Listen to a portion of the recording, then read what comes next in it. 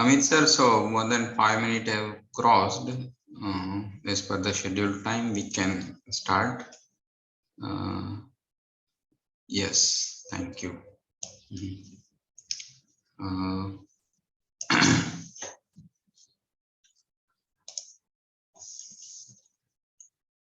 Good afternoon, everyone. So welcome again on the third day in this post-lunch session. So in this session, we have with us Dr. Snehal Mewada. Sir is working as an assistant professor in Civil Engineering Department, Birla Vishwakarma Mahavidyalaya, Vallabh Vidyanagar. He has more than 18 years of experience. He has completed his BE as well as ME from BVM, Vallabh Vidyanagar. And he has completed his PhD in structural engineering on the topic seismic response controls of asymmetric buildings from IIT Bombay in 2012. His area of interest includes the earthquake engineering, structural dynamics, and structural control systems. He has published many research papers in reputed national as well as international journals. So as Sir is having vast experience in uh, seismic control in the buildings, so we will take his benefit today. So sir, we welcome you on behalf of Marwadi Education Foundation as well as Atal Academy, and we are thankful to you to provide your precious time and sparing and providing the knowledge through this session. So with this note, I will hand over the session to you, sir. Okay, thank you, sir. Thank you, Professor Tarak. And uh, uh, before we start, I thank the head of the department, Professor Tarak, Professor Ankur, and the management of the Marwadi institution for inviting me for to share this uh, knowledge related to the structural control with all of you. I have been told that the in the participant there are students also, PG student. So I have kept some of the content very basic, which uh, I feel that PG student should understand it by heart, so that we can utilize very clearly in the future years to come. Along with that, we will discuss, as Professor Tarak has mentioned, and as the title of the this FDP suggests, that it is the new age infrastructure. So some new technologies are there in the field of earthquake engineering and our structural engineering as a whole. It is related to the structural controls, specifically if we talk the dampers and base isolation. So we will in detail we'll see about the structural control system also, which are available, and how to do the modeling, etc. So let me share my screen.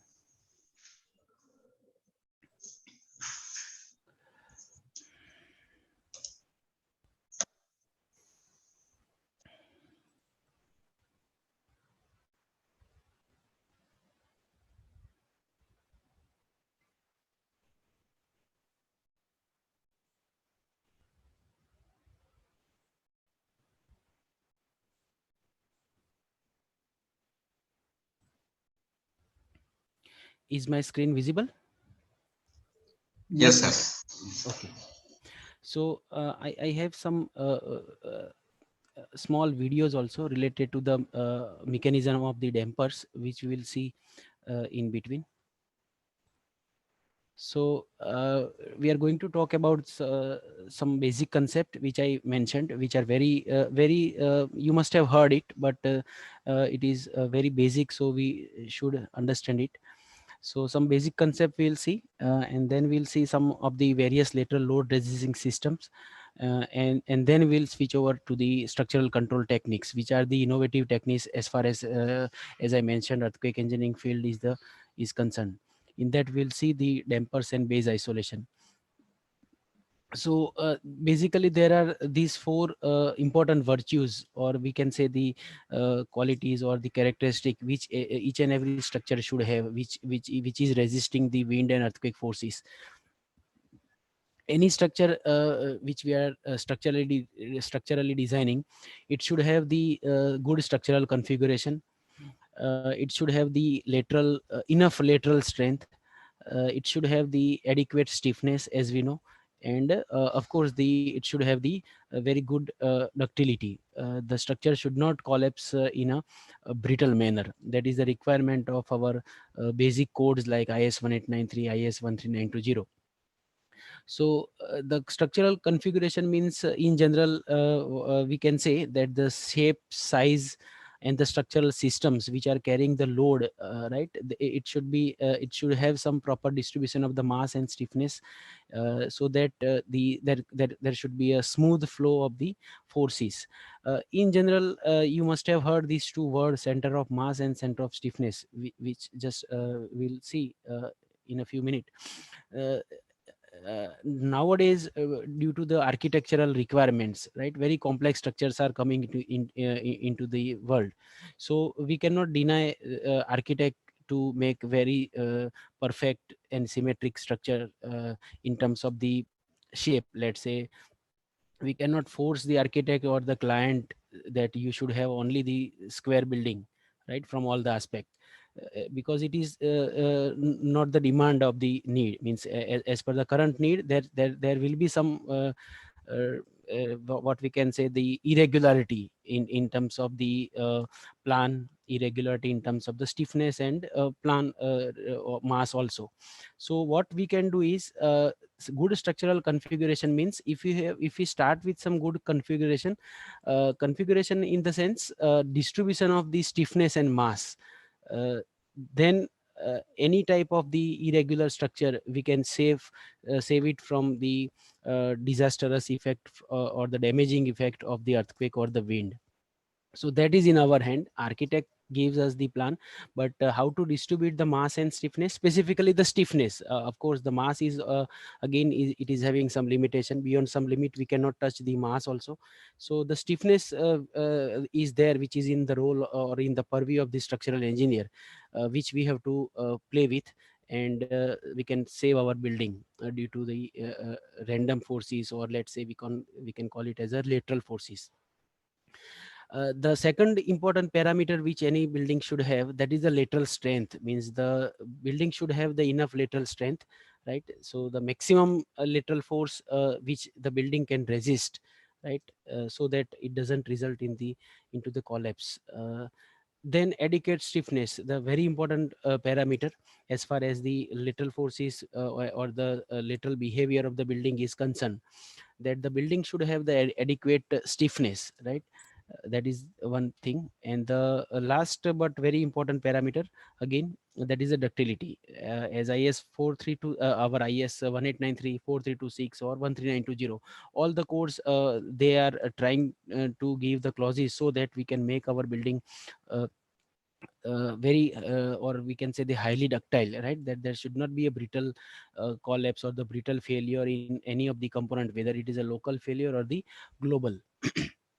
So the capacity to undergo the large inelastic deformation before yielding, right, that should have the enough, we call it as a ductility. There is one very famous engineer of USA, Henry Jacob.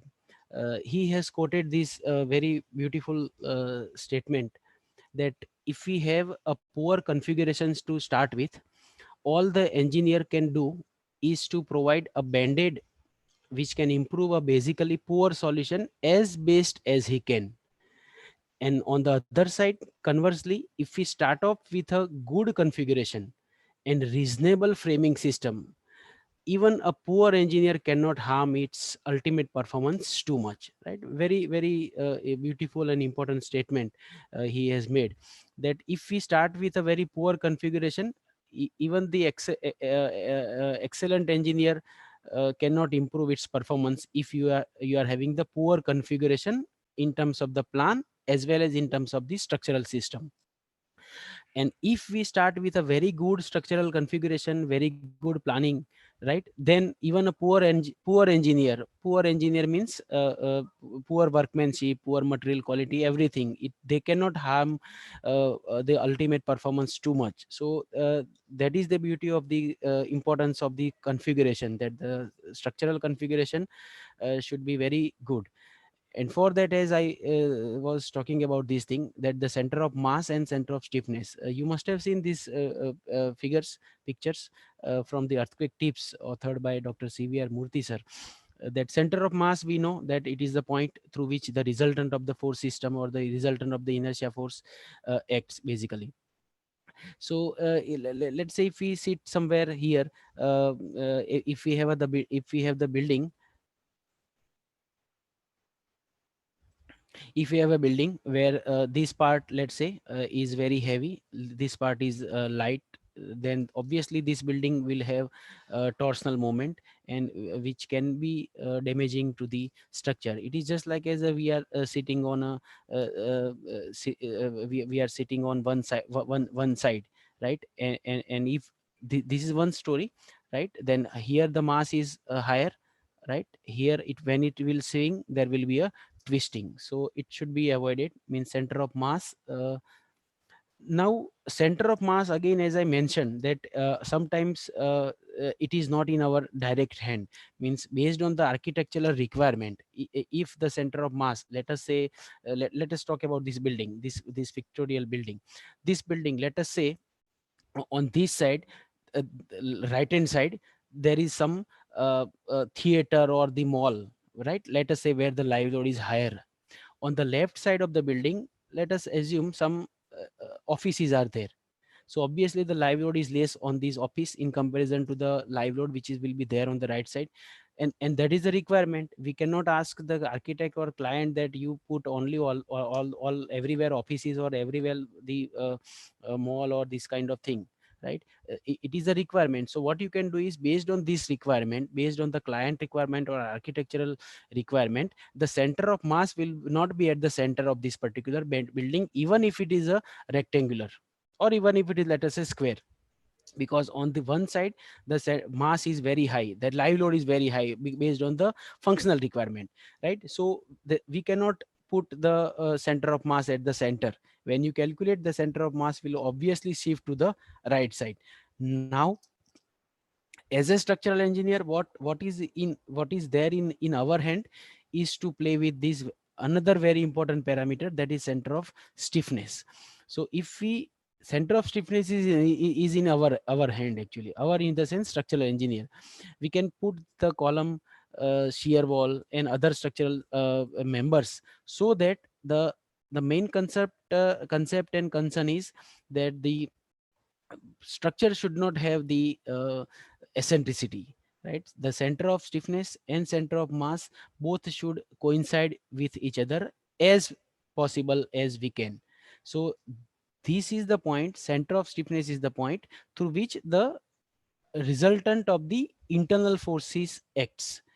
So what we can do is, if we have the structure like this, as we discussed in the previous figure here, let's say if the center of mass is somewhere here, not at the center, but it shifts to the right side, then we have to place the column or shear wall in this building such that center of stiffness also should come towards the right hand side, right? If you place all the columns at the symmetric location, right, geometrical symmetrical, then obviously the center of stiffness will be at the center, and it will create the higher eccentricity. Now, to reduce the eccentricity, what we have to do, we have to proportion the column on the right hand side, so that the center of stiffness should shift on the other side. We'll just see with some example how the simply changing the column dimension can affect the center of stiffness too much. So this is what is there in our hand. Now let us say, This is one very simple mathematical problem, just to understand the what is the role of the size and orientation of the column specifically. This is the plan of some building, let us say, having the three different masses, as I mentioned earlier. It can be because it is based on the, let's say it is a client or requirement or architectural requirement. So here the all inclusive lumped load intensity is, let us say, 20 kilonewton per meter square. In the portion number 2 it is, let us say, 10. In the portion number 3 it is again 10 kilonewton per meter square. The size of the building is 20 meter by 8 meter in total. If we calculate the center of mass, then you know how to calculate the center of mass, right? This m1 x1 plus m2 x2 divided by total mass. So from that point, if you calculate, then the center of mass will come as 9 and 4.4. So from here 9 meter, and from here 4.4 meters. So this is the point, that is the center of mass of this particular building. Now in this building, if you put all the columns are of same size, that is this case. Let us say all these 6 columns are oriented like this, means they are vertical in plan, right? Orientation of the all these 6 columns, they are vertical in plan. So if the all columns are in vertical in plan, and let us say the stiffness of the column along x direction, along one, along the number grid number 1, then along grid number 1 the stiffness is k 3k, and along ABC the stiffness is, let us say, 8k, right? Obviously because it is higher, this is a rectangular column. So along A, when you push it along a grid, right, moment of inertia will be higher in comparison to it is a major axis or the stronger axis in comparison to the number 1 and 2, which are minor or the weaker axis. So here the stiffness along this direction is 8k. Along 1 2 the stiffness, means along x direction the stiffness is 3k. So if you calculate the stiffness again using the same our fundamental equation, k1 x1 plus k2 x2 divided by k1 plus k2. So using that approach, if you calculate the stiffness of this particular building, center of stiffness of this particular building, then it will come obviously at the center, right? Because all the columns are of the same size. So the center of stiffness will be here, which will be located at a distance of 10 meter and 4 meter. So now the center of mass was here, center of stiffness is here. So that will create eccentricity. Eccentricity in x direction, it comes out to be 1 meter, and eccentricity in y direction, it comes out to be 0.4 meter, right? This is the eccentricity. Now this, what we have to do is, just this building in plan it is a rectangle, right? All columns are located very symmetrically, of the same size. Even if this building is not a good, not a good in the sense, because it is having the eccentricity. So only means when we talk about the regular building, regularity means regularity should be there in terms of the mass, in terms of the stiffness, in terms of the plan, in terms of the elevation. In all, every aspect there should be a regularity, then only we can consider it, that building, as a regular building, and we can make sure that this building will have no damage or very little damage during the lateral forces, maybe because of the as I mentioned, wind or earthquake. Now this building still look by without calculation, if you just see the building, then it looks very nice, rectangular building, all columns symmetric, everything good. But still it may have the problem during the lateral forces, because it is having the eccentricity in both the direction, very significant, 1 meter and zero point 0.4 meter, and it may create a torsion in the building during the lateral shaking. So what we have to do, we have to change the sizes of the column, or position of the column. Of course the grid we have to set accordingly. And what we have to do, we have to make sure that this ex and ey, we have to minimize as we can. So just for this particular sample problem, uh, I have calculated, I have just rotated this column. See here in this figure, all the columns are of same size, and this only I am rotating the column. We are changing only the orientation of the column, right? I am not saying that this is the correct solution. This is just one trial case I am presenting here, right? Similar try can be done to minimize the eccentricity further.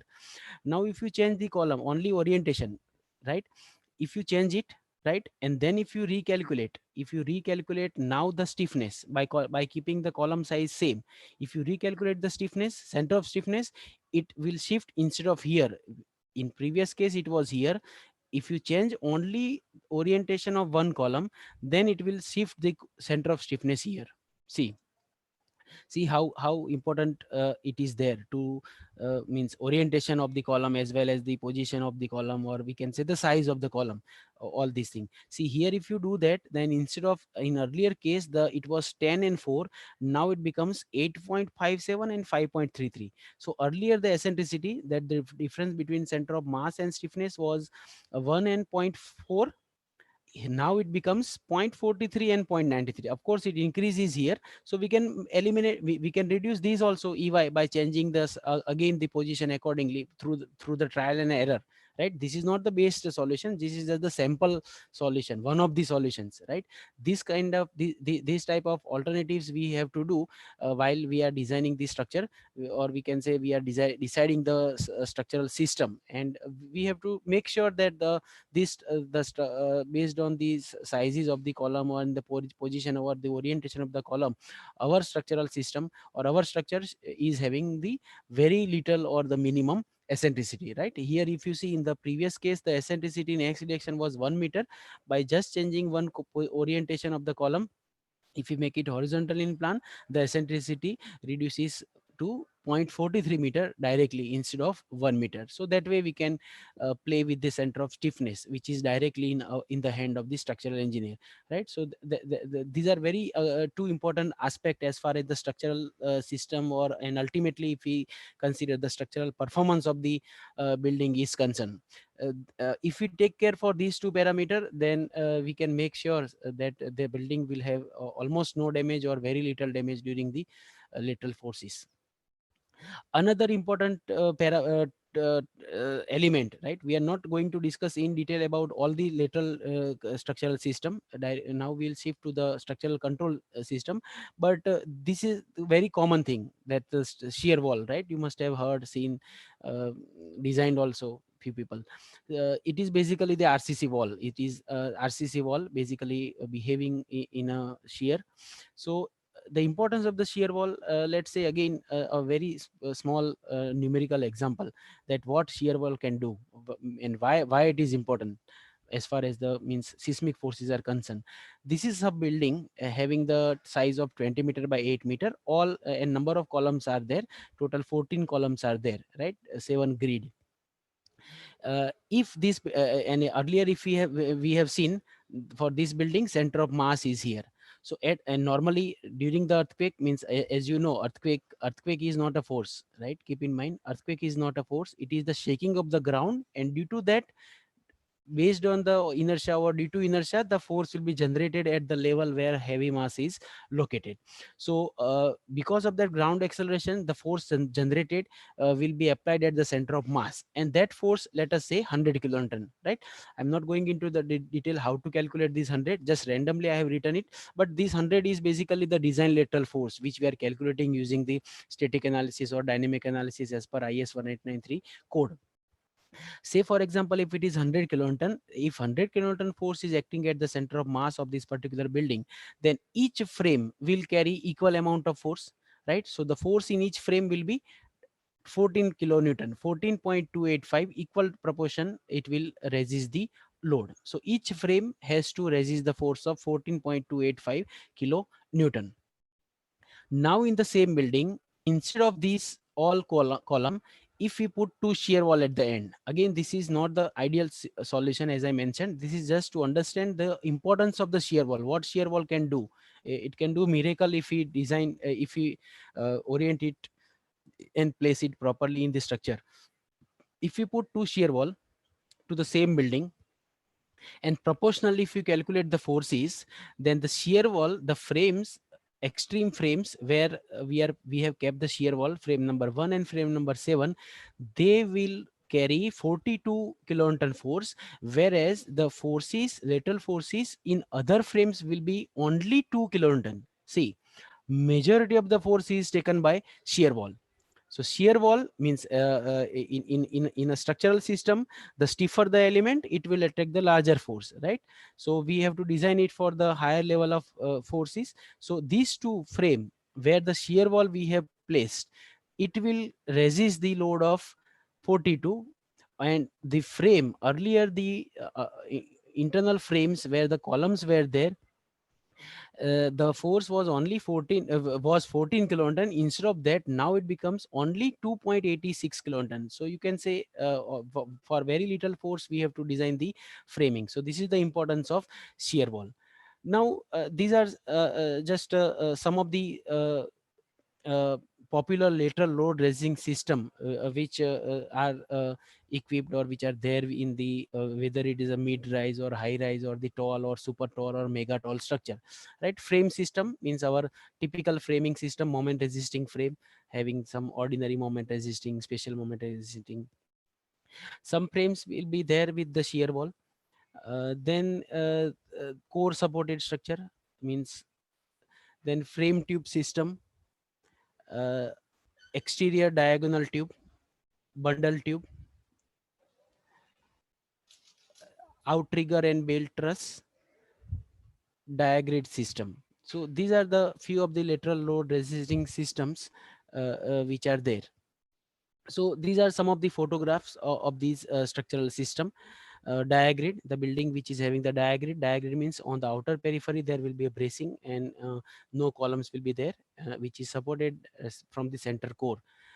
Then we can have the structure with the outrigger or the, let's say, the belt truss or the outrigger truss at some intermediate level. The level can be optimized one third, two third, depending on the building. Then we can have the tube structure.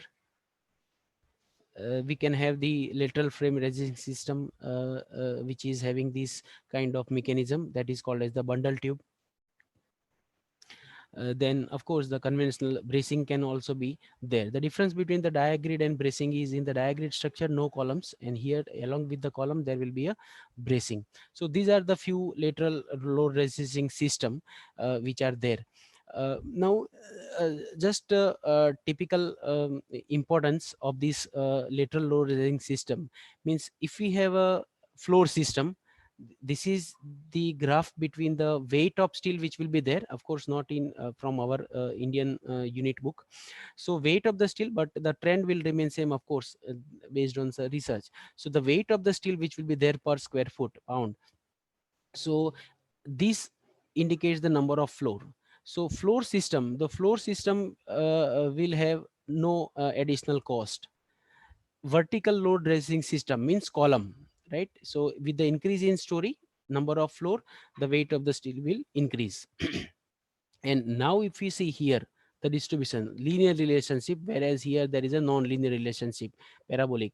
When we talk about the lateral load resisting system means, when the structure is subjected to gravity load, the weight of the steel will increase like this up to 100 and 100 story, let us say.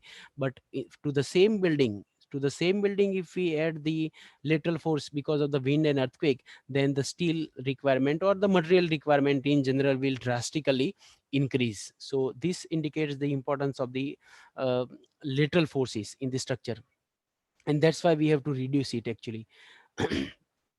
Again, these are some of the structural system as we have seen for the number of story, the feasible or most optimum structural system which can be applied to the structure. Now with this, let us talk about with that was our first part of the discussion, some basic concept and systems. Now let us talk about the structural system for the coming few minutes. As I mentioned, the structure which is equipped or let's say the based on the architect or the client requirement, right? Then there may not be possible to match the center of mass and center of stiffness. Let's say if you have a building like this, right? Where will be the center of mass, stiffness? So what is the limitation is, the main limitation is that if you have a building, uh, just talk about the in proportion. Let's say if we have a 5-story building, for the 5-story building, the size of the column, just guess in your mind, for a 5-story building, let's say the size of the column is 500 by 500 If you have a 50-story building, 50, what will be the size of the column? if only of course no columns will be there, of course, in the sense we have to provide compulsorily some structural lateral loading system. But proportionally, if we increase from 500 to for 5 story, what will be the size of the column? The column will be of the room size, which is not obviously possible from practical aspect, right, as well as from the feasibility. So for such system, we have to provide some lateral load raising system like diagrid, outrigger, tube in tube, etc. Even after providing this, due to very high wind, right, there may be some deflection at the roof level, right, minor oscillation. And even if there is earthquake, that the structure is a tall structure, if we talk about it, is very flexible, right? So the flexible structure displacement will be higher, right, acceleration will be less, so displacement should be controlled. If we have a stiff structure, let's say mid rise to high rise structure, which are comparatively stiff, means in comparison to the tall structure, then those structures, we what we have to do, for the stiff structure, acceleration will govern, right, displacement will be less, but again we have to control the acceleration there also.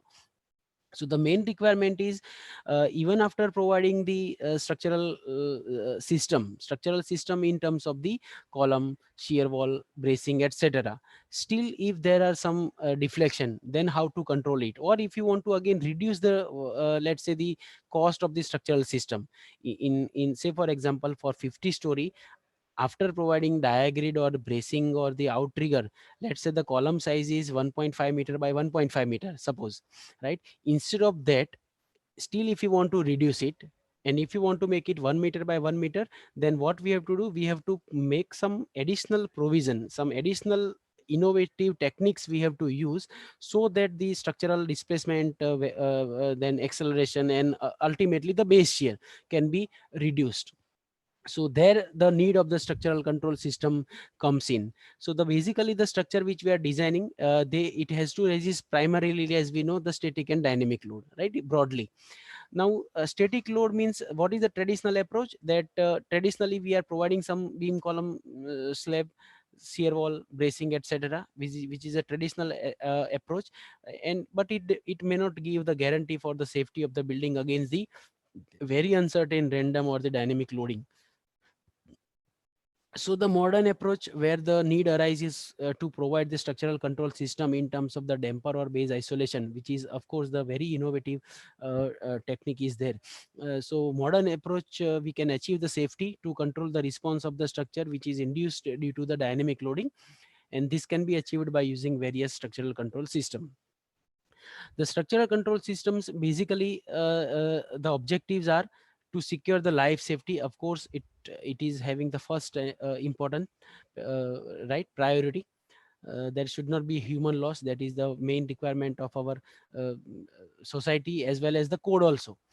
Then to upgrade the comfortability for the user, let's say if you have as I mentioned, if you have a 80-story building, 80, right, if we have 80-story building, then there may be some minor oscillation at the 80th story during the strong wind, right, and which may cause some discomfort to the user. So we have to reduce that also.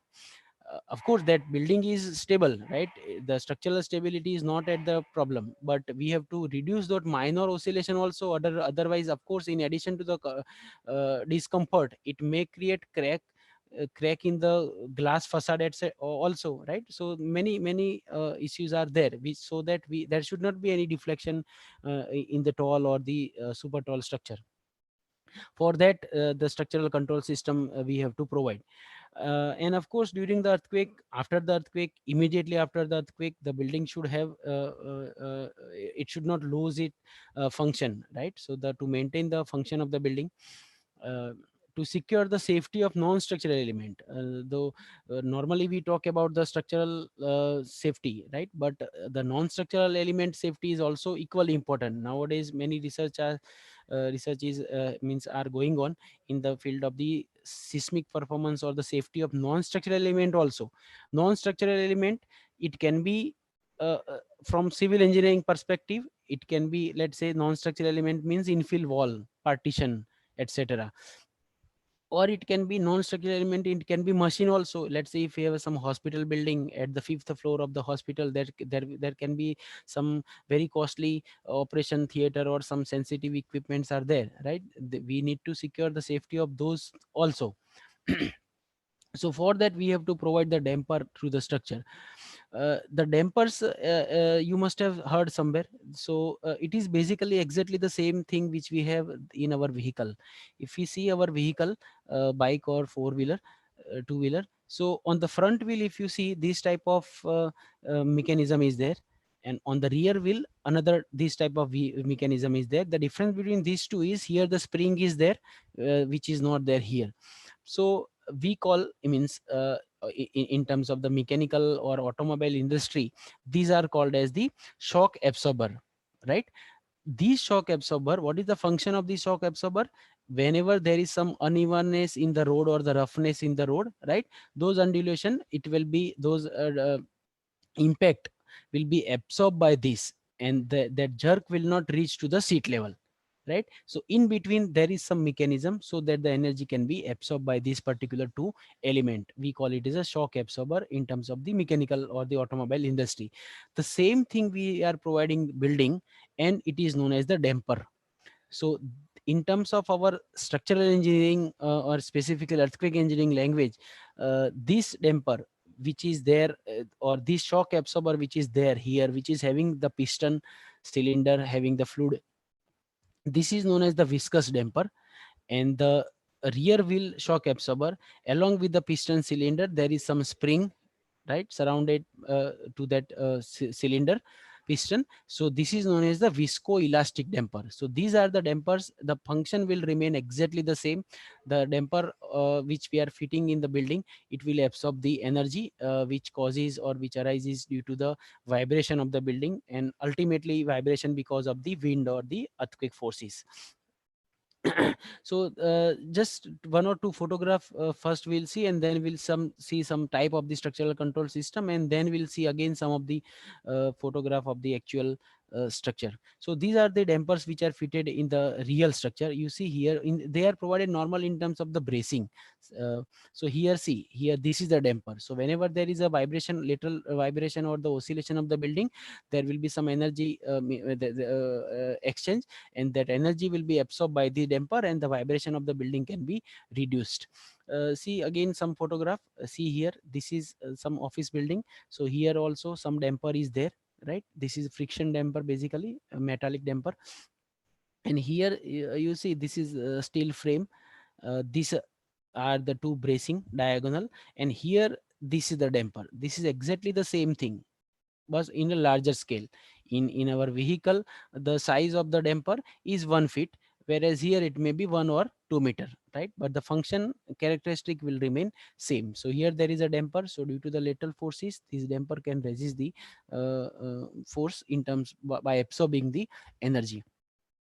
Now, fundamental principles for the structural control, as we have seen the objective. So the main principle of the control system is to transfer the vibration energy from the main system to the auxiliary system, right? Main system to the, means whenever there is a shaking, the energy will be transferred to this energy dissipation mechanism. But to reduce the flow of input excitation energy, to reduce the flow, meaning this specifically comes where we talk about the base isolation. When we provide the base isolator, the flow of the energy can be reduced. Now whether we are providing isolator or the damper, the main thing what we are doing is we are increasing the damping. As you see, means as you know, each and every component of the building, basically it is having the three resisting component, right? Mass, stiffness, and damping, right? Mass means it will resist the force in terms of the inertia. Stiffness will resist the force in terms of the stiffness force. And the damping means it is a characteristic of the shock absorber or the energy dissipation mechanism, right? That is the damping. Now what happens that for our structure, as per if those who have worked in um, As per our IS 1893, the damping provided in the for the material as per IS 193 code is 5%. 5% is the damping in the building, which we have to consider while analyzing the structure.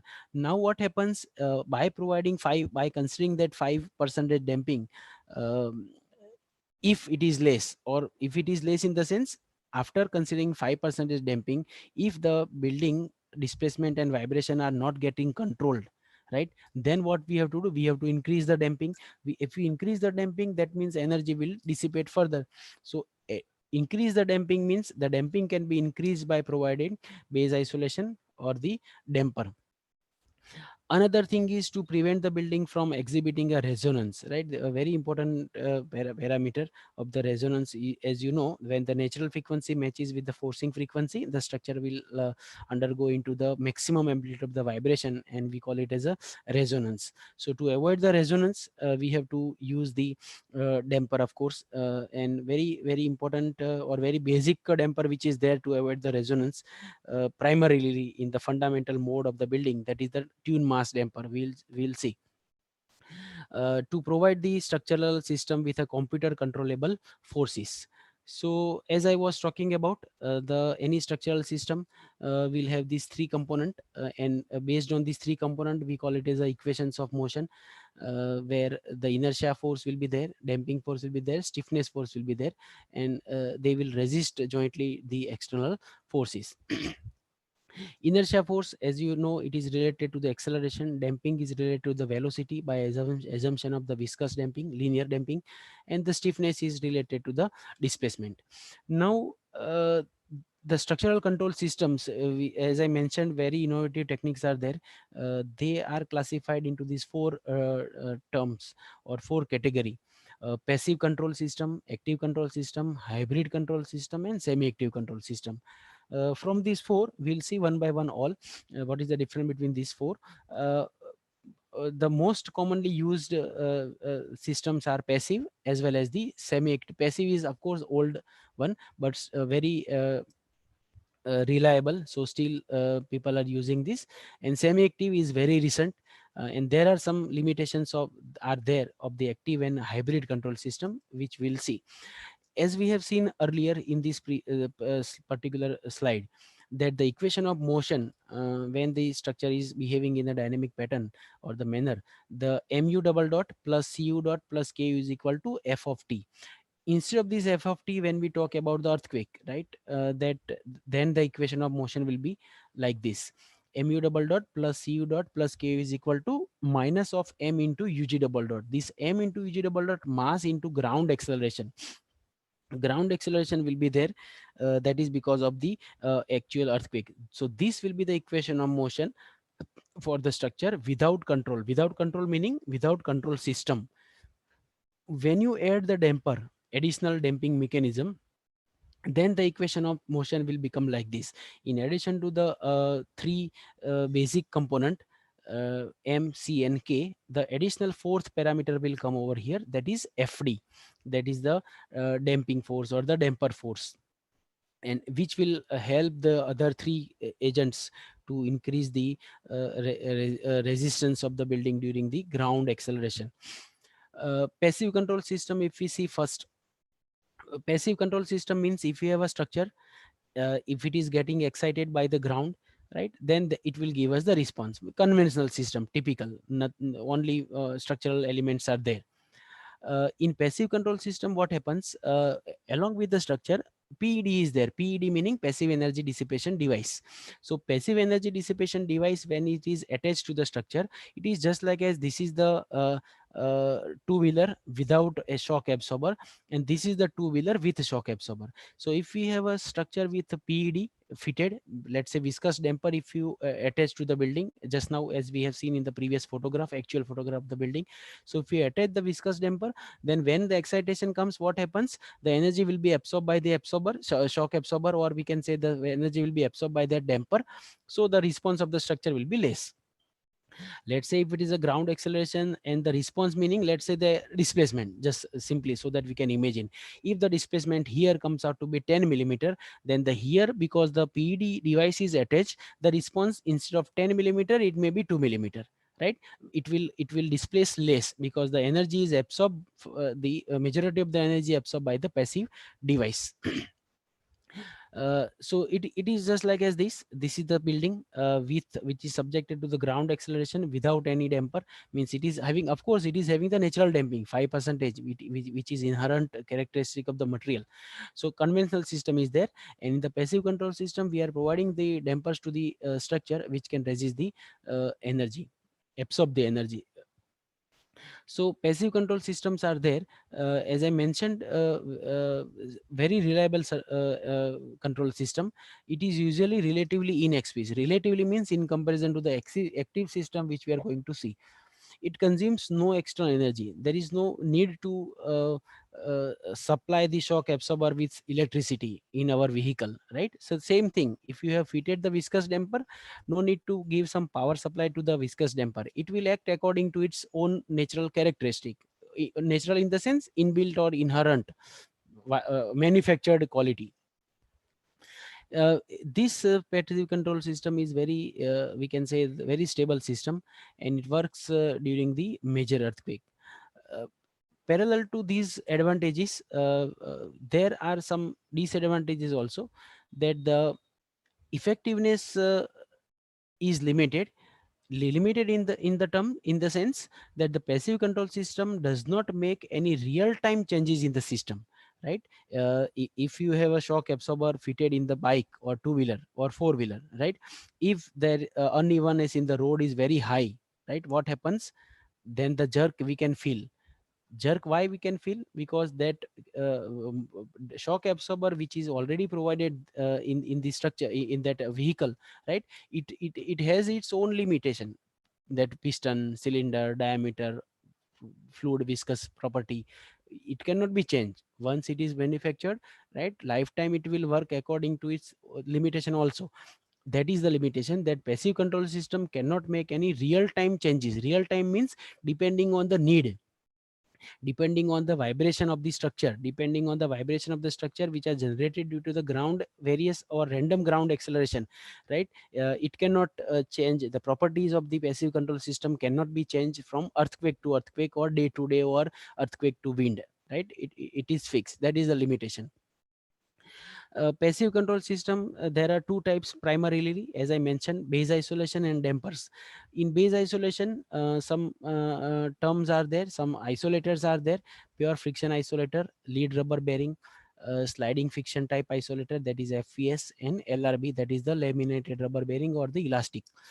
On the other side, in the passive control system, there are some energy dissipation system. We call it as a in terms of the dampers, which are having the different varieties, like friction damper, viscoelastic damper, viscous damper, metallic damper, tune mass damper, tune liquid damper. Now let us go to the active control system, that is the second system. In active control system, this is the flow chart. So what happens to the actual control system is, that is the excitation of the ground. So some sensors are permanently fitted to the structure. So those sensor will measure the excitation. Those sensor will measure the response of the building also, that whatever is the response, that will be sensed by those sensor. So those, there are two type of the sensor fitted to the structure, sensor equipped attached to the ground, right, which will measure the ground acceleration. Depending on the data of the two sensor, the data of the two sensor will go to the computer control, either computer controller. Computer controller means some standard algorithm is already there. Based on that algorithm, the computer will decide that what should be the force to be applied to the structure to bring it back to the original position. And for that, the force will be generated by the actuator. The actuator will apply the force to the structure, and the structure will come to the original position. Let's say if the structure is moving right, then the sensor will measure that the structure has moved 10 millimeter right. So the actuator will apply the force in the opposite direction, so that the structure will, so that the displacement of 10 millimeter will come to the zero. And means the actuator basically in correlation with the computer controller, they try to bring back the structural, or our structure to its original position. But now what is the main limitation is this, that the whole structure is to be controlled by means of actuator, right? So you can see, you can imagine how much force will be required to push the building of 5 story or 2 story or 3 story, right? So what happens, very very high amount of force or actuators are required basically. So what happens is, normally what happens that whenever there is earthquake, what happens, there may be some power supply failure, there may be some failure to the substation itself, right? So there will not be electricity during the earthquake. That is a normal, let's say that, normal case, normal situation. So during the earthquake, if the electricity fails, then your whole system will be of no use, right? The computer will not work, actuator of course cannot work, sensor will also not cannot work. So their whole active control system fails, even if it is very costly equipped to the structure, because there is no electricity. So that is the main disadvantage, that the active control system, which requires a very large power source, right? Large power source means which normally doesn't have when the earthquake comes, and hence people have stopped its uses. Stopped it means active control system. So advantages, of course there are some advantage, that it has enhanced the effectiveness in terms of the response control in comparison to the passive control system. Multi-hazard mitigation situation, even if it is a wind or earthquake, in both, in strong wind and strong earthquake, it can work. Mm, Many different, as I mentioned, control algorithms are there, so those algorithms can be utilized very effectively to control the structure. But very routine problem which will be there with the active control system is, it requires a very large power source. And this makes such systems vulnerable to power failure, which is always a possibility during the strong earthquake, right? And as the sensors are there, computer controller is there, algorithm is there, actuator is there, so cost is high, of course, uh, capital cost as well as the maintenance cost. Few of the active control systems are like this: active mass damper, active tune mass damper, active liquid column damper, active variable stiffness damper. So there is a need to eliminate all these challenges which are there in the passive and active control system, and hence the hybrid and semi-active control system came into the um, field. So the hybrid control system means, it is just like as the name suggests, it is a mixture of passive and active, that is hybrid, nothing else, right? So passive and active both are there, so even if one stops, then the passive can work.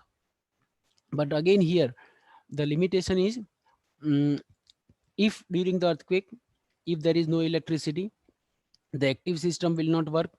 But, so unnecessary there may be some, let's say, the investment, right? For the system which may not work during the strong wind or earthquake because of the electricity requirement. So there are some disadvantage, that the system involves multiple control devices, so it becomes more complicated to design and implement. And of course hybrid mass dampers are there, and hence very recent which are which is their very recent control system, it is a semi-active control system. In the semi-active control system, just see what is the difference between the passive and active and semi-active. In the active, if you, let us say, if we go back here, the computer or the computer is connected to the structure, direct connection. Computer or actuator, it is directly connected to the structure. Whereas in semi-active system, what happens, it is not connected to the structure, but it is they are connected to the passive system. So the semi-active, in semi-active system, what happens, that some real time changes are being done, or to be it will be done in the passive device itself, and the characteristic of the damper will change. See this example. What is the difference? Just a very very simple difference between the passive and semi-active, you can imagine very easily. This is a passive viscous damper. See the left hand side image. This is passive viscous damper. It is just typical piston cylinder viscous fluid damper. See here, there are two chambers, right? There are some hole here, orifice, and some control valve is there. Just imagine it is this chamber is filled with the some viscous fluid, right? When you push this cylinder, right, piston, when you push this piston, how the piston will move, these two end are fitted in terms of the bracing, right? So obviously whenever there is a shaking of the building, there will be a movement inside this piston or the cylinder. Now when you push this piston, what happens? The fluid from this chamber will come from here to here through this valve, right, or hole orifice. Clear? And it will, because of that, there will be some force of resistance. You can imagine, you can practically, you can feel the situation. Just imagine that you have hold it in your hand, some small device. When you push it means you can feel some force in your hand, right, when the fluid will travel from here to here. That is passive damper.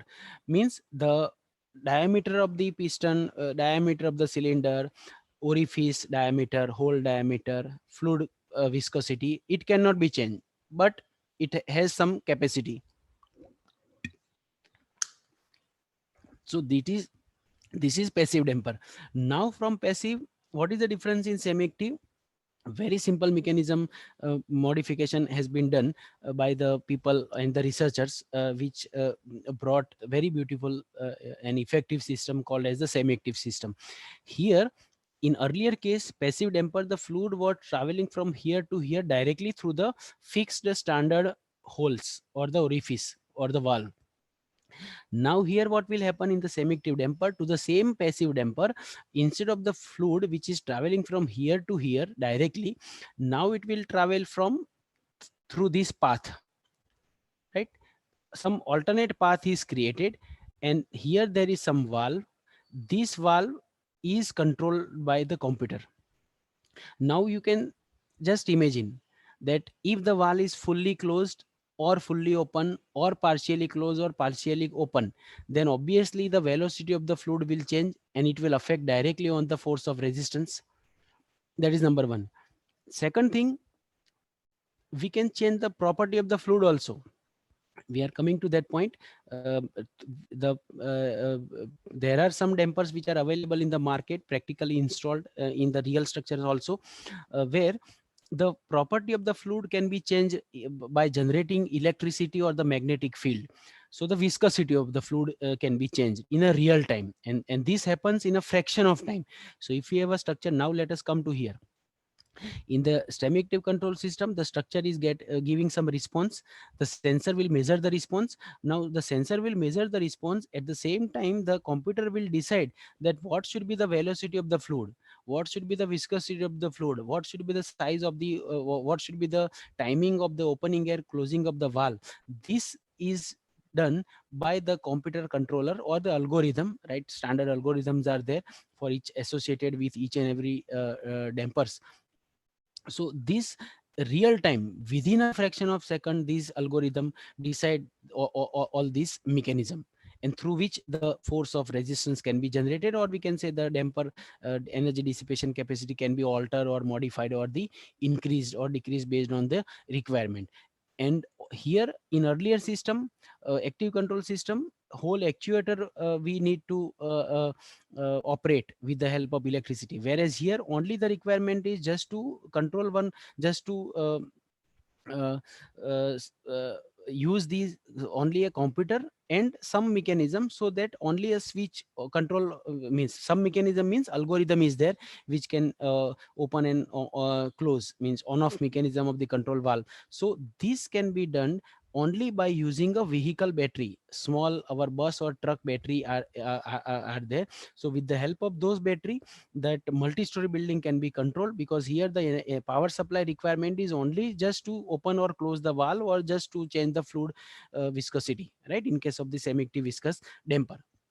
and hence this system is more reliable, even if there is no electricity due to the earthquake, during the earthquake, then also that backup is there, power backup, battery supply, and we can control the structure, right? So that is the active semi-active control system, very reliable.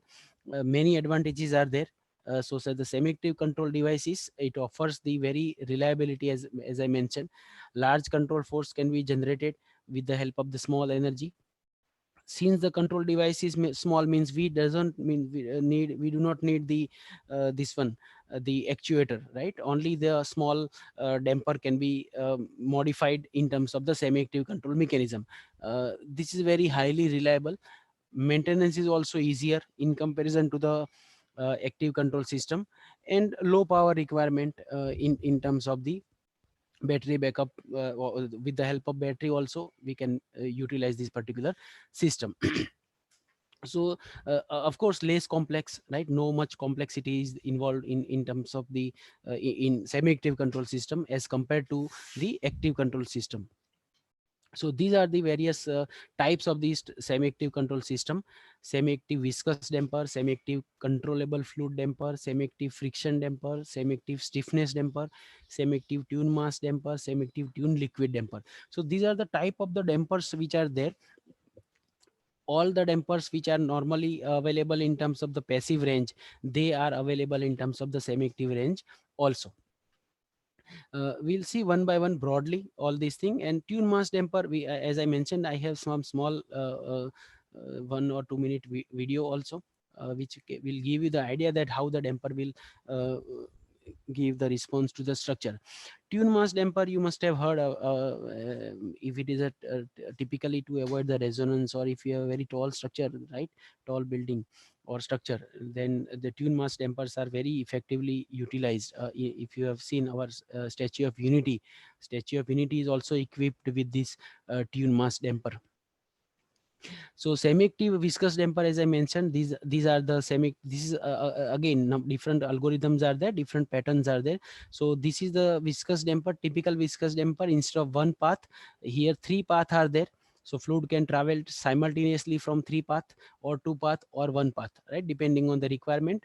So the modification can be done. So basically, it is the semi-active viscous damper. uh, as I mentioned, semi-active controllable fluid damper. So as I was mentioning, the viscosity of the fluid can be changed in a real time. So that can be done using by generating the electricity or the magnetic flux, right? So those dampers are known as the semi-active ER damper, electro rheological damper, and semi-active MR damper. MR damper meaning magnetorheological dampers. So semi-active in semi-active category, semi-active MR damper and semi-active viscous damper. These two dampers are very effectively used in the field as far as the practical application is concerned. Of course, in the research, and all these dampers are used by various researchers. So this is the actual photograph. Actual means full scale 20-ton model MR damper, semi-active, made by the Lord company, Rhinotic seismic damper, MRD 9000. That is the model number. It is a full scale 20-ton MR damper equipped in the actual structure. So magnetic flux is generated. Because of that, the viscosity of the fluid can be changed and the force can be varied. Another is the semi-active friction damper. Semi-active friction damper, as you see here, there are different type of plates are there in between, right? Of course, all the dampers are fitted in terms of the bracing system only. So some plates are there. So some different plates, they will whenever there is a movement between the two plates, there will be some movement, and because of the coefficient of friction, the energy will dissipate. That coefficient of friction can be of the surface, it can be changed. So these are something related to the semi-active friction damper. Then we have the semi-active stiffness damper. Here the mechanism is more or less like as a semi-active viscous damper. Valve is there.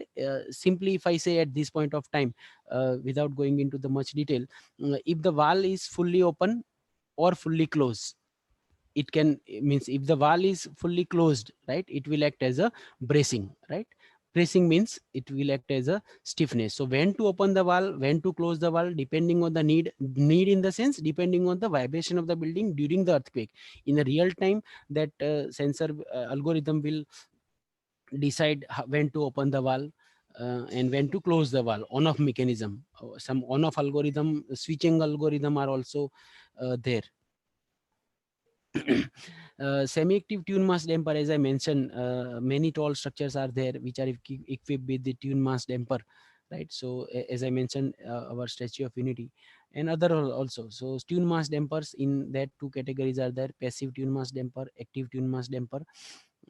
We are not going into the mathematical modeling of the tune mass damper because it is a broad audience. So some photograph, let us see. Mm, Application of the dampers. So these are the dampers. They are actually fitted in many buildings, bridges, etc. So this is the bridge, beneath of the bridge. Here, see here, this is the bracing and this is the damper. These are the dampers. So this is the actual building where semi-active hydraulic damper is there. See here, this means everywhere. All these 25, this is a 25-story building, right? And in this 25-story building, they have placed two dampers at each and every story. Here, one damper here, one damper here, along this frame, at this frame, right? And here the damper is fitted like this in terms of this bracing, and then there is a damper on all story. So this is semi-active hydraulic damper.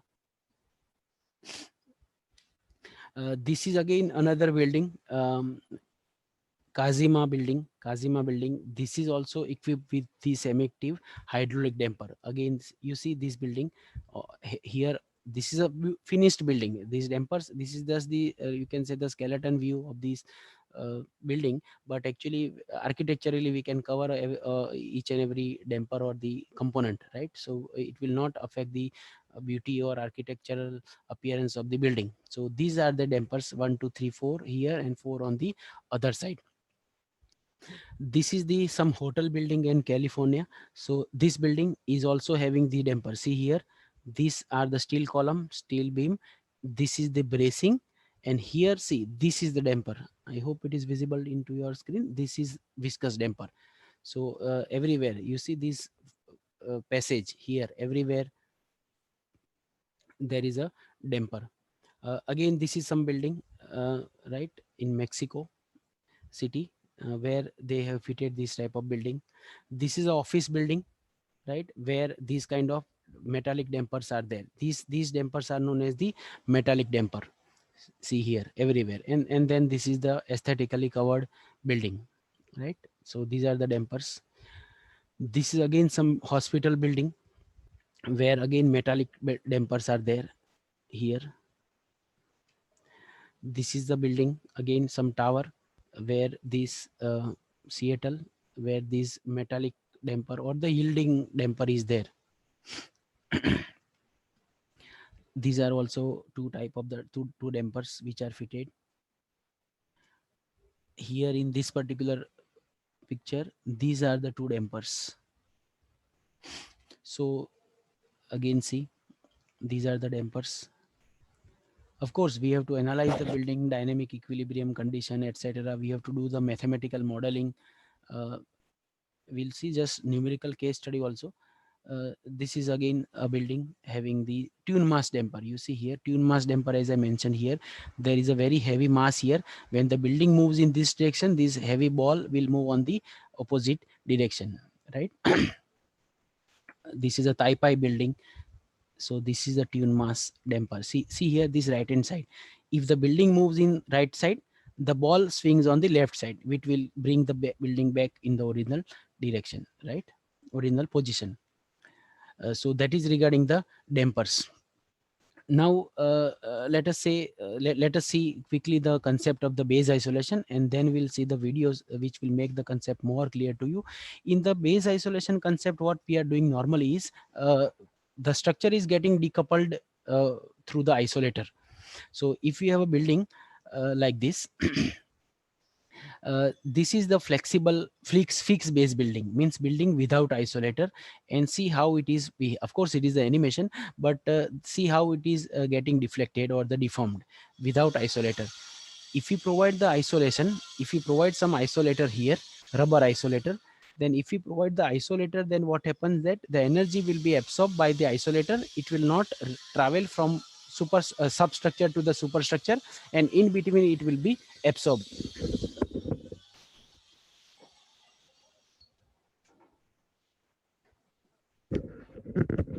Between it will be absorbed, and there will not be a movement here. See, interstory drift, very less in comparison to this one. So this is the concept of the base isolation, that reduced floor acceleration, interstory drift, less or no damage. See here, what is the, for the non-isolated building, what is the displacement, for the isolated building, what is the displacement. In base isolation, what happens basically is, whenever we are providing base isolation, uh, the main thing is the natural period of the building increases, right? Natural period of the building increases means, you see, you must have seen this particular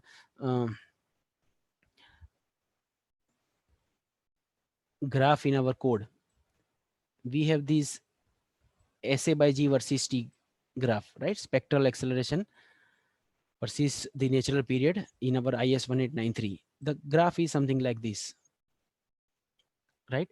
Now here what happens, if you see broadly, then what happens, if the time period increases, of the natural period increases, then what happens, the acceleration, with the increase in natural period, the acceleration reduces, right? And in general, we know that base shear, if we talk about in just static analysis, seismic coefficient method, then base shear is Ah into W, right? Ah is related to the SA by G, right? So if SA by G will reduce, base shear will also reduce.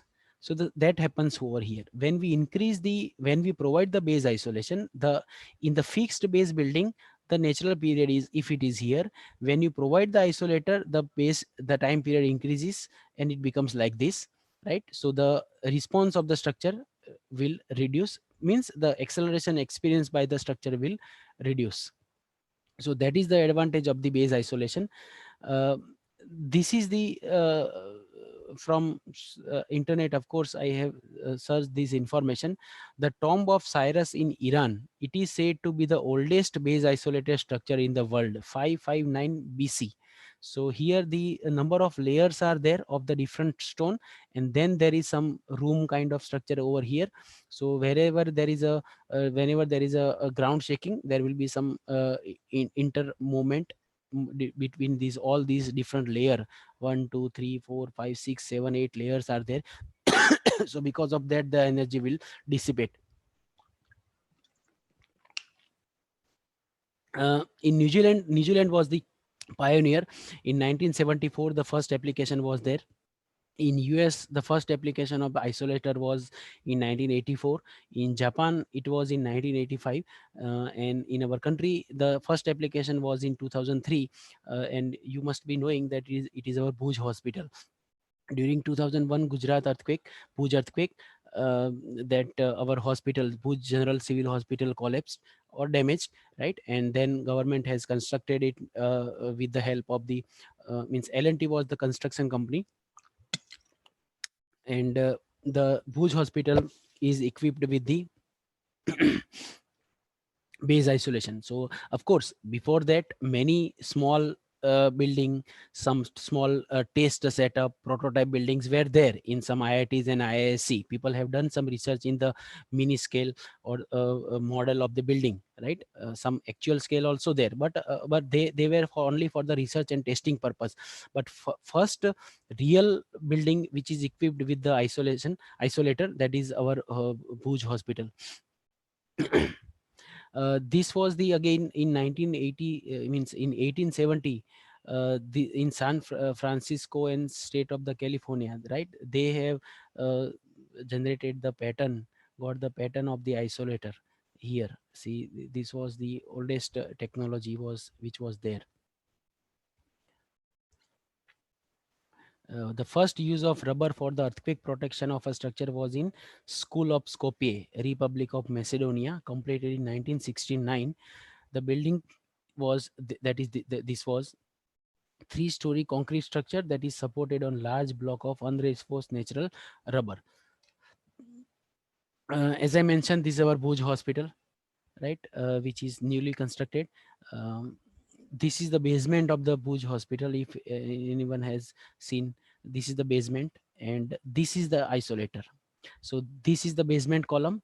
From here, the ground floor, or we can say the superstructure starts, and in between these two, there is an isolator, right? So which is made by the Robinson Seismic Limited company of the New Zealand. They have supplied the isolator. So when there is a earthquake, the energy will be absorbed. So isolator is something like this. It is basically the layer of rubber and steel, right? Rubber will it is basically to increase the damping. Steel plates are there in between to give the stiffness to the isolator. So because it has to carry, means that whatever is the isolator, it has to carry the gravity load also, right? Of course, in addition to the lateral force. So for the gravity load also, there is a steel layer which gives the adequate stiffness, and in between there is a lead core also here. Lead is a very highly ductile material, right? So the material or the isolator can come back to its original position once it deformed during the earthquake. uh, Friction pendulum bearing. So this is also one kind of isolator where there is a pendulum and ball, and it can roll on the surface. So see here again some of the means some photograph of the building having the construction going on of the isolator. From here the substructure coming, right, and then this is the isolator, then top plate, and from here the column will start. This is again, you just see the isolator size almost of a main size. This again some spherical sliding bearing. So these are the different type of isolator which can be there.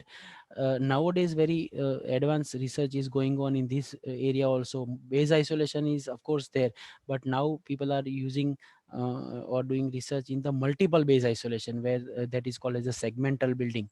So there is also there uh, that no, Los Angeles City Hall is there, which is constructed with the base isolation.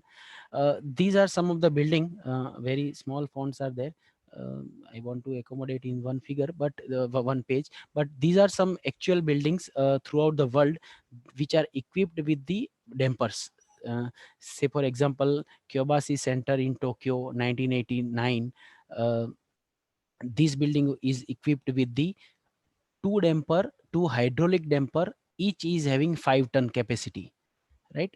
And so on. Let's say this is another building which is office building. Scale of the building, 21-story building, is having again hydraulic damper.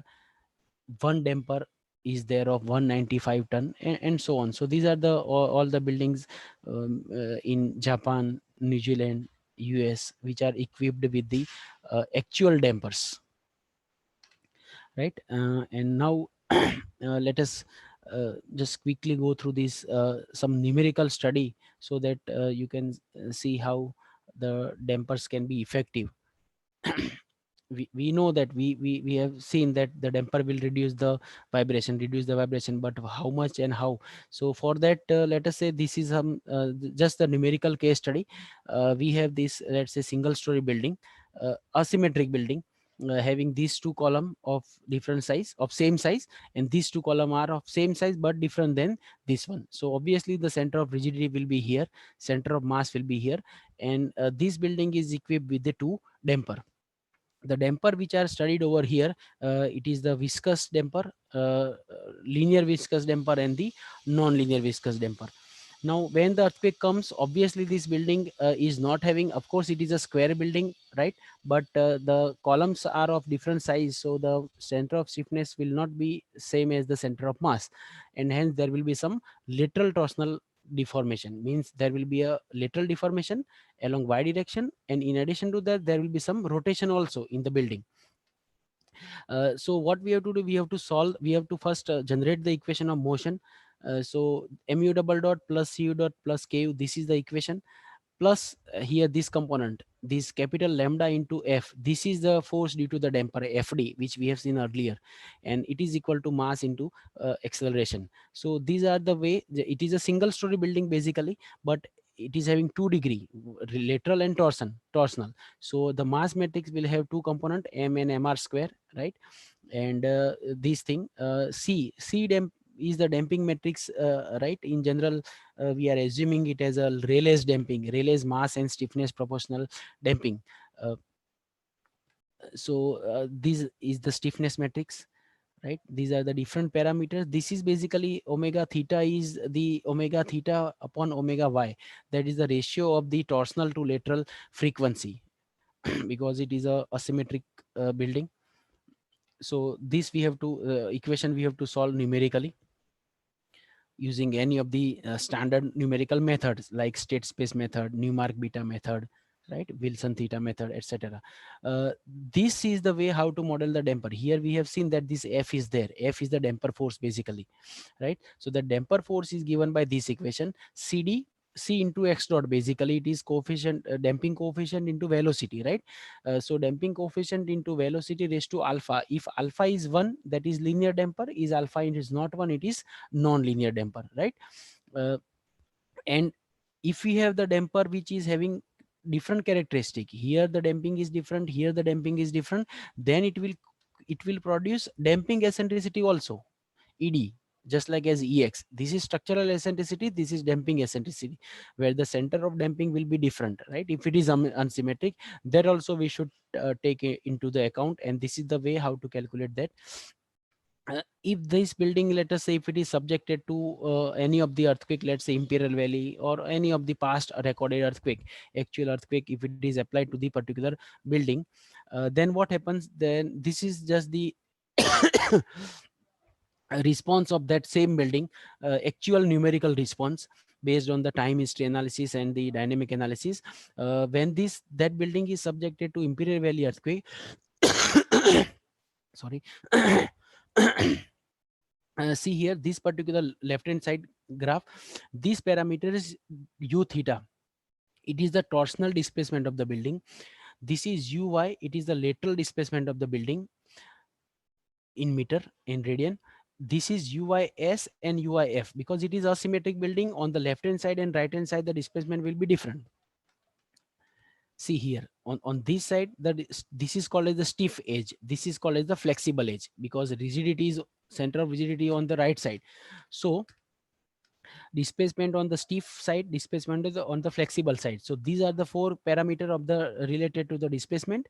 The same corresponding parameters are for the acceleration, u theta double dot, uy double dot, etc. So you see here, in this particular figure, this red dotted line, I hope it is visible, it is written uncontrolled. Uncontrolled means the structure, if it is not having any damper, then the displacement will be like this.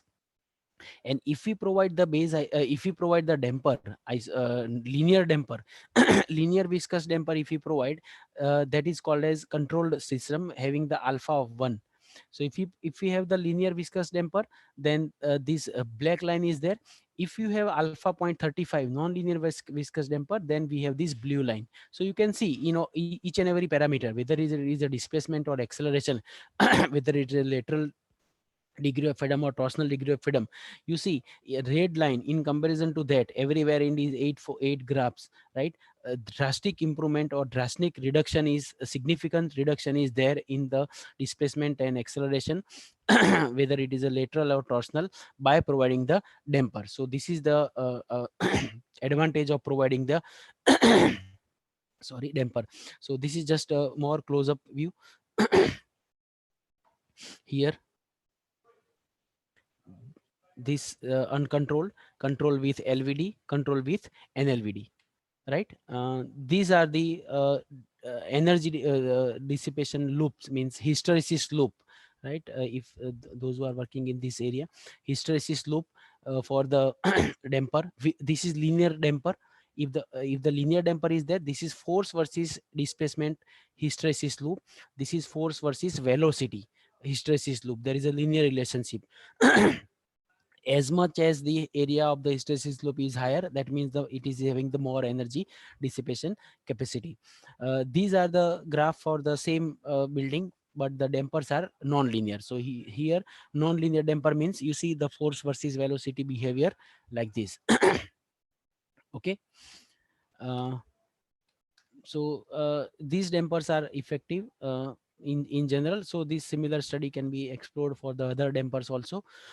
Now before we close, we'll see just as I mentioned some 2-3 minute video. But before that, just one very interesting chart I would like to show over here. One table, not a chart, uh, which is very touchy. And actually, as a person, as a human, we should not fall under this particular loop or the cycle. Say for example, just now earthquake occurs 0 to 1 minute at present moment. Then at present moment, what is the event is the major earthquake. What is positive? Nothing positive, because earthquake occurred just now. How can what can be positive? But what is negative? There will be a panic, of course. From 1 minute from now to 1 week, there will be some aftershock, right? So aftershock will be there, so there will be fear, obviously, right, in the mind of the people. If you see, if you know, means if you have heard during the Bhuj earthquake, for many days people were sleeping on the outside on the road or street, just to based on the just due to the fear of the aftershock in that area. So but the positive part is there will be some rescue and survival, right? From 1 week to 1 month, aftershock will reduce. People will start some repair, short term repair. But what is negative? Negative is this is very dangerous. Allocation of blame to builder, designer, official, right? That is our normal human tendency, that we are always right, others are always wrong. From 1 month to 1 year, what is event? No event. No positive, no negative. Forget the earthquake. What is 1 year to now? What is from 1 year to 10 year? No event, no positive, but this is negative. What is negative? Diminishing interest in the earthquake engineering, diminishing in the interest in following IS 1893, diminishing interest in following IS 13920. Forget ductile detailing. 10 years to next time, reluctance to meet cost of seismic provision. As I mentioned, forget ductile detailing. Once somewhere we have heard that one major earthquake comes once in a 50 year. So it came in 2001. Now it will come in 2051. Why to waste money, right? So forget IS 1893 13920. And from next time, from you, who knows from where the cycle starts, from where the meter of that 50 years start, from 2001 to 2051, or let's say 1980 to 2030 or 2022. So next time, major earthquake, repeat the stages 1 to 7, right? So this should not be means this we have to uh, move, or we have to keep ourselves away from all these reduced interest in the meeting the seismic provision, etc. And we have to follow all these provisions. Right? These are some good books which are there in our dynamics, or specifically in terms of the dampers or the base isolation. So those who are interested can refer all this book in detail. Let me just show you some only small 1 minute 3-4 videos, so that will just give you more. I hope this screen is visible, means now the video. No, actually, you have to select that video. uh, my screen is showing stop sharing.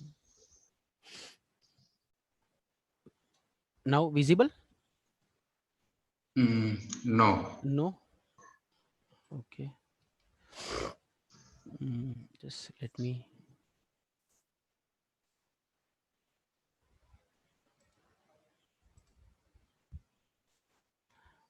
Okay. Now.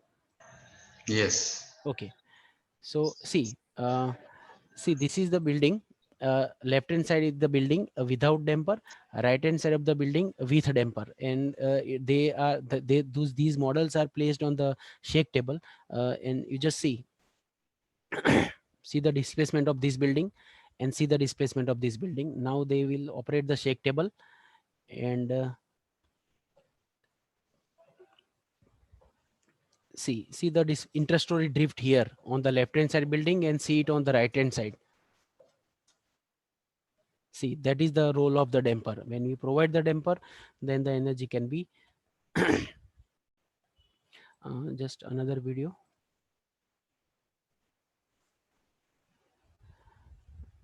Um,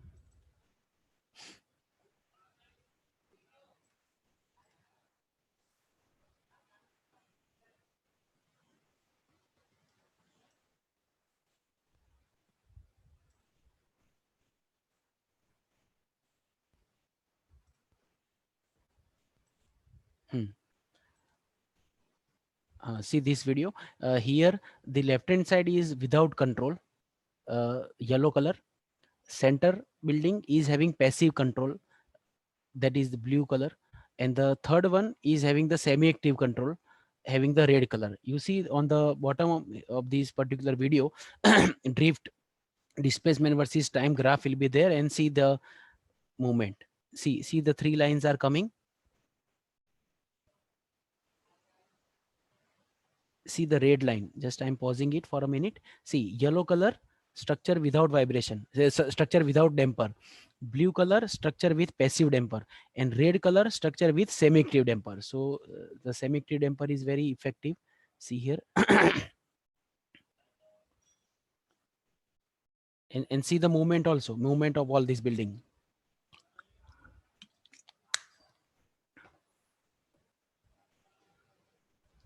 See the effectiveness of semi-active control system. And see still that building without damper is still vibrating. Minor vibration is still there in passive control system, whereas semi-active system at equilibrium.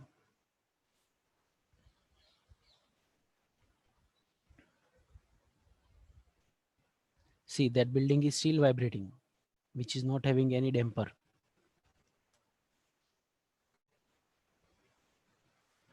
Right?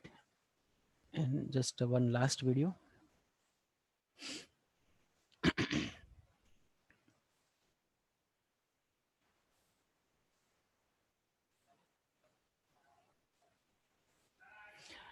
Tune liquid damper, as we have discussed. Tune mass damper and tune liquid damper. So this video is for the tune mass damper. See,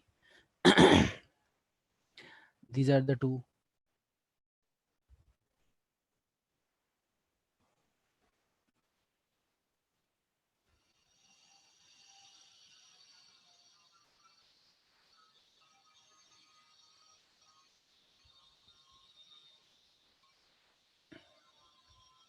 So this effect is of tune mass damper.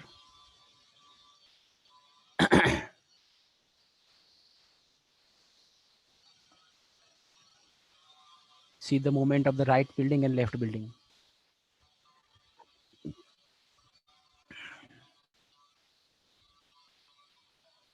Right? And just 1 minute. There is one liquid column damper also. Liquid column damper means the water tank can be used as a damper.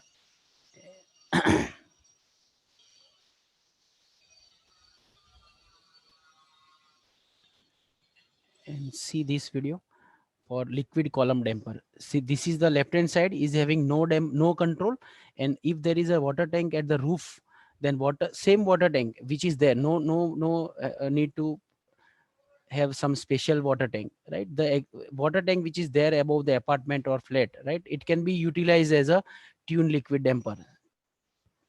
So there will be a sloshing effect, and with the help of this sloshing, the energy can be vibration can be controlled. See here, see the movement of both the building, left building, right building. Some waffles, some partition has to be made so that there will be a sloshing effect and the energy can be see, right? So this is tuned liquid column damper. So I think this is over from my side. Thank you all once again. So thank you, sir, for nice presentation and making clear about how to handle the seismic forces effectively and what are the current technologies.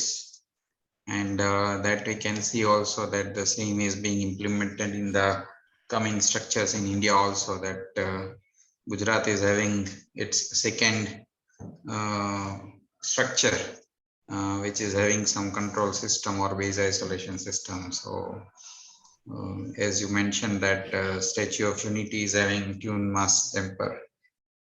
So so Gujarat is in the front line to utilize such technologies effectively. So I request participants to have the questions, whatever you have. You can put it in QA box. Yeah. So first question is what type of fluid are used in viscous dampers? It's basically the viscous fluid only which is there, basically the oil which is there in the automobile industry. The same fluids are there typically, but the characteristic of the fluid will be different, and that is as per the need of the structure. Actually, the first we have to decide that whether the structure which we are going to on which structure which we are going to install the damper, if it is a 2-story or 5-story or 20-story. So depending on the actual vibration of the structure, acceleration, displacement which we are going to control, we have to order the fluid property also, so that it can be controlled effectively. So basically from building to building it will vary. Correct. Yes. Any other questions from the participants?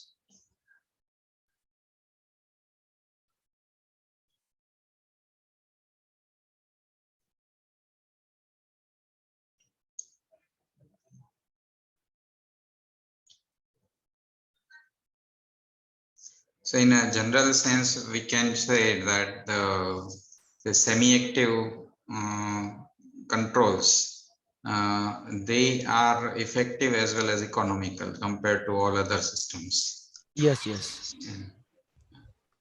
So, Okay then. yeah, sure. So no question. If any question that comes from the audience, we'll communicate you and we'll get it clarified from you. Yes, sure sir, thank you. So at this time, again, I would like to take this opportunity to thank you on behalf of Marwadi Education Foundation as well as Atal Academy for sparing your valuable time and sharing your knowledge. So thank you. Thank you, sir. Yeah, thank you. yeah. And all the participants, tomorrow at 9:30, our first session is on the benefits of yoga and meditation, as it is mandatory by Atal Academy to have one session which is promoting Fit India movement. So in that case, we have with us Ms. Alpa Sheth. She is a senior yoga trainer. So she'll be demonstrating few of the yoga asanas, and she has requested to have some instruction like either it is advisable not to take breakfast, or if you'd like to have it, take light breakfast before 7:30 at least, 2 hours before our session, and then wear light clothes, loose clothes, and have one yoga mat. So these 3 instructions that we have received from the expert.